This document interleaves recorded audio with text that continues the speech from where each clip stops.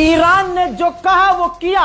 Iran ने पहले ही अरब देशों से कह दिया था कि अभी तक तो तुम्हारे यहां मौजूद जमीन पर जो अमेरिकी बेस है हम उनको निशाना बना रहे हैं। अगर हमारे ऊपर इसी तरह से अमेरिका इजराइल ने इंफ्रास्ट्रक्चर पर हमला किया, हमारे तेल के भंडारों पर हमला किया, तो अमेरिका भी एक जान ले जो तुम्हारे साथी सहयोगी हैं हम उनके घरों में, उनके तेल के भंडारों पर, उनकी ऑयल रिफाइनरी पर हमला करेंगे। अभी ईरान ने कहा था और उधर ईरान ने कर दिया। बहरीन की तेल कंपनी पेप्को जिस पर ईरान ने हमला किया है,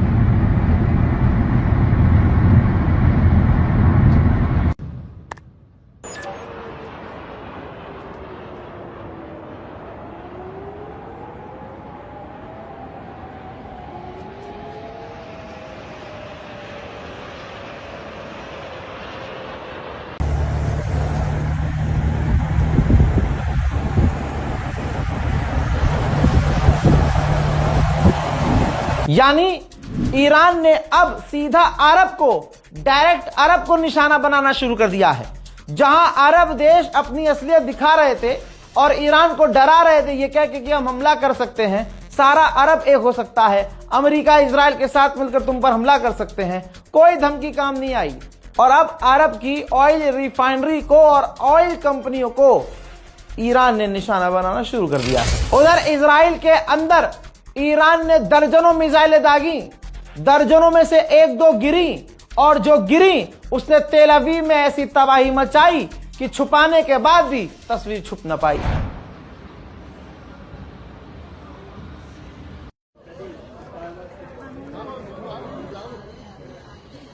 חברים, טיל במודיעין עילית. מה הולך פה? מה הולך פה? וואו מה זה? תדע אותו.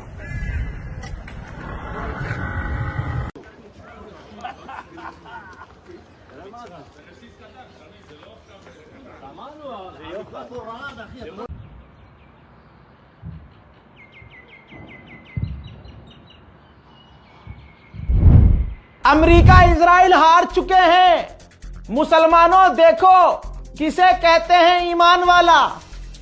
हम डर डर कर भाग जाते हैं, जेरे मॉब लिंचिंग हो जाएगी, हम डर कर भाग जाते हैं कि फलाने वहां हिंदू ज्यादा है, हम वहां नहीं जा सकते। भैया हम वहां नहीं जा सकते, वो लोग ज्यादा हैं। दोस्तों बमबारी के बीच, अल्लाह अकबर, बमबारी हो रही है ईरान में, और जिस जगह पर बमबारी हो रही है उसी जगह पर ईरान के लोग नए सुप्रीम लीडर के चुने जाने पर खुशियां मना रहे हैं। अल्लाह अकबर, अल्लाह अकबर, अल्लाह अकबर, अकबर इस्राइल, आमादे आमादे, ey rahbere azade, आमादे आमादे, ey rahbere hediye ve rahberema, huni ke dar regema, hediye ve rahberema, huni ke dar regema, hediye ve rahberema। Mushtaba खामनाई Iran के तीसरे सुप्रीम लीडर चुने गए। सबसे पहले सपोर्ट किया किसी विदेश से, सपोर्ट आया तो रशिया का, और नेता पुतिन ने कहा कि हम हर तरह से मुबारकबाद पेश करना चाहते हैं। मुश्तबा खामनाई को मैं खुद मुबारकबाद पेश करता हूं और मुझे पूरा यकीन है कि आप अपने बाप की तरह बेहतरीन काम करेंगे और लोगों को जोड़ने का काम करेंगे। और हम पूरी तरह से ईरान के साथ हैं, हर चीज में, हर मकसद में ईरान के साथ हैं। चली जो हैदर की तलवार, तो सिर्फ मिडिल ईस्ट में झटका नहीं लगा, चली जो हैदर की तलवार तो जापान में भी लोथड़े नजर आ रहे हैं। पिछले 30 साल में जापान में सबसे ज्यादा तेल महंगा हो गया है, क्योंकि ईरान ने जो स्ट्रेट ऑफ हुर्मुज में लकीर खींची है, कोई यजीद की औलाद उसे क्रॉस नहीं कर पा रहा है।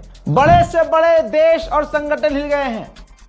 G7 तेल के जो दाम बढ़ रहे हैं, तो ये संगठन G7 इमरजेंसी मीटिंग करने वाला है कि गैस और तेल के दाम कैसे कंट्रोल किया जाए। कतर के प्रधानमंत्री ने बड़ी बात कह दी। कतर के प्रधानमंत्री ने इंटरव्यू में कहा कि ईरान जो कुछ कर रहा है, ऐसा देखकर कहा जा सकता है कि ये ईरान का पूरा प्री प्लान था। ईरान ने जो किया है प्लान करके किया है। जी हां दोस्तों, और उन्होंने कहा कि जिस तरह से ईरान अरब देशों पर, गल्फ पर हमला करके सब कुछ तहस नहस कर रहा है, साफ नजर आ रहा है कि इधर अमेरिका ने हमला किया और अगले 1 घंटे के अंदर ईरान ने पूरे अरबों पर हमला शुरू कर दिया। नजर आया है साफ कि ईरान ने ये पूरा प्लान कर रखा था।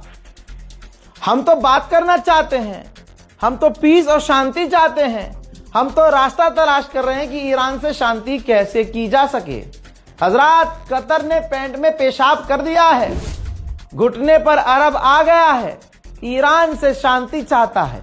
ईरान 2 टूक में बात कहता है, अपनी जमीन पर अमेरिका को बेस मत दो, वहां से भगाओ, हमला हम बंद कर देंगे। उधर IRGC के ऑफिशियल प्रवक्ता ने बहुत बड़ा ऐलान किया है कि ये आग जंग की ओर बढ़ेगी। अमेरिका इजराइल ने मिलकर हमारे सिविलियंस पर हमला किया, सिविलियन इंफ्रास्ट्रक्चर को तबाह किया, अस्पताल स्कूल को तबाह किया और अब आगे बढ़कर हमारी तेल की फैक्ट्रियों, ऑयल रिफाइनरीज पर हमला कर रहा है, गैस पर हमला कर रहा है। तो अब याद रखना, दुनिया इस बात को याद रखे कि अब ये जंग की आग और बुरी तरह से फैलेगी। अमेरिका का 10 बिलियन का नुकसान हो चुका है। पेंटागन $6 बिलियन खर्च कर चुका है और $4 बिलियन इंटरसेप्टर पर खर्च कर चुका है, लेकिन अभी भी कोई फायदा होता नहीं दिख रहा है। $10 बिलियन का नुकसान होने के बाद भी मिडिल ईस्ट में अमेरिका को ईरान बुरी तरह से पीट रहा है। फ्रांस के पूर्व प्रधानमंत्री ने कहा कि हमें अमेरिका और इजराइल पर पाबंदी लगानी चाहिए।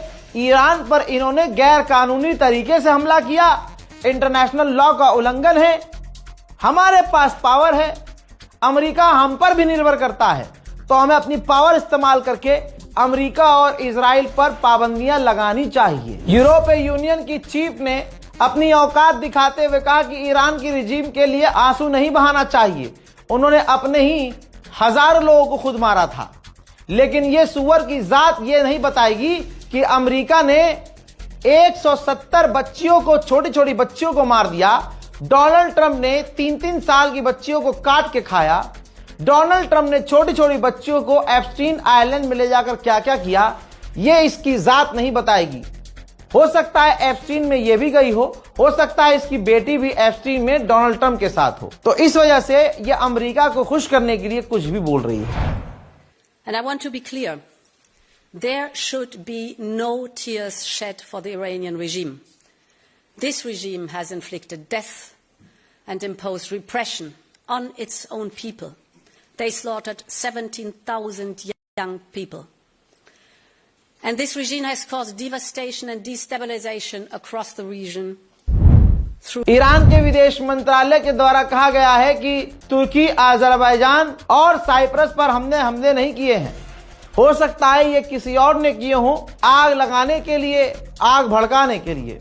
हजरात, इस रिपोर्ट में फिलहाल के लिए इतना ही। इस रिपोर्ट को शेयर कीजिए, अपनी दुआओं में याद रखिए। जय हिंद।